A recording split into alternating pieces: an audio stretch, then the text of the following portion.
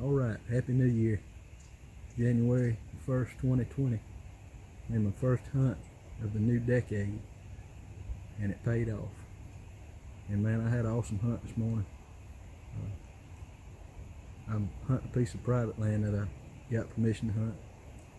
And deer, they deer out here. It's unreal, man. It ain't nothing like the public land I normally hunt.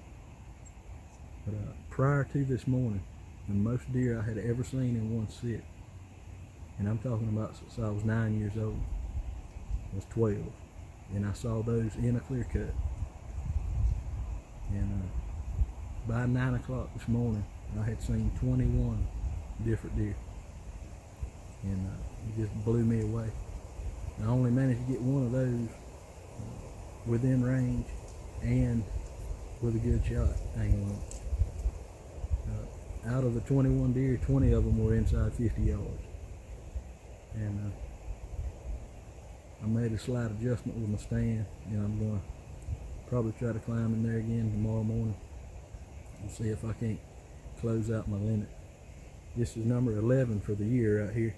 And man, I'm tickled to get her. I shot her with an old Landshark. Old what Jerry Simmons used to call the 160. And shot her with a bleeder blade in it. And that's the first head that I ever shot that Simmons made, and I bought those in 1990. And I hunted with them for a few seasons and kind of built my way up, started shooting tree sharks and stuff like that. Shot interceptors a good bit.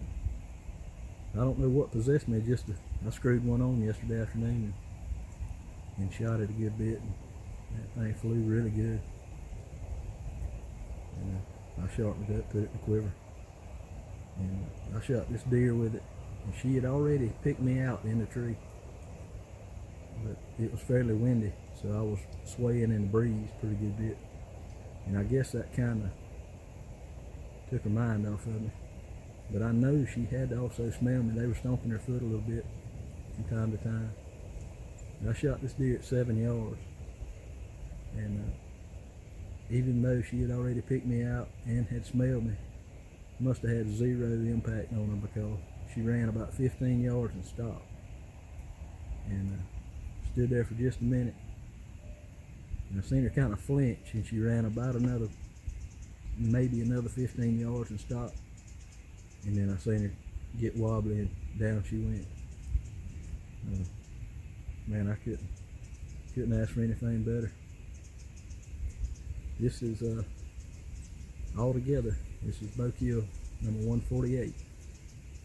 This is number 49 from old Centaur longbow right here.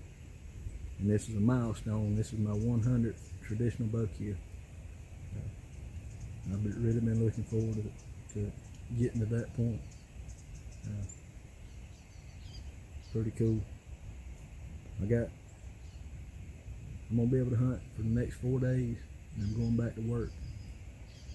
And then I'll possibly get to hunt once or twice next weekend, which will be the end of the season. I'm gonna try my best to see if I can't get this limit and get tagged out.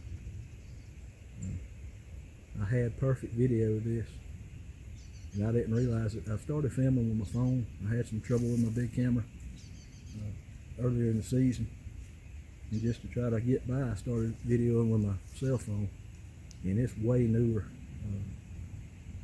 than my video camera. So I actually think my cell phone takes better footage than my regular camera does. But I didn't realize if you put it on slow motion record, evidently it times out at 15 minutes. And you got 15 minutes worth of really good footage of this deer and the yearling standing down there inside of 10 yards.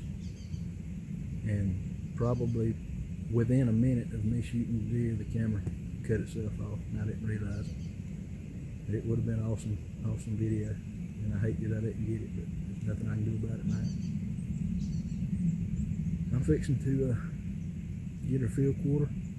I drug her a good 100 yards away from where I shot her at, off out of the travel path, the way these deer move through these woods. So I don't think it's going to have any impact on my hunts in here for the rest of the week. I just need one more deer inside bow range with a good angle, and I can get this limit taken care of. I'm going to break her down and get her in the bag and get on out of here. And man, it's a heck of a way to start out new year, new decade, and I hope it's just a sign of things to come.